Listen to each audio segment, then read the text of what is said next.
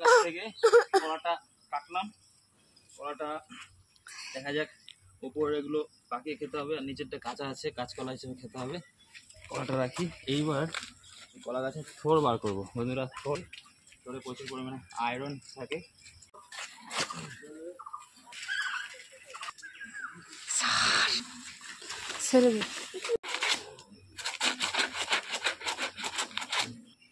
এবার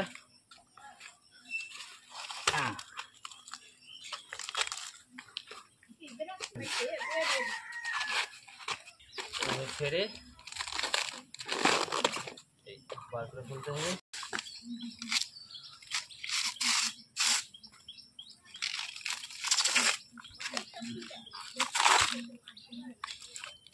আর একটুখানি ছাড়ালেই তোর বেরিয়ে যাবে।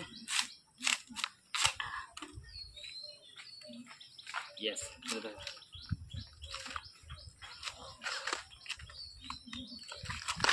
অবশেষে একদম থোড়ের ভেতরের অংশটা বেরিয়ে গেল। ইয়েস বন্ধুরা, এটা খাওয়া ভীষণ উপকারী।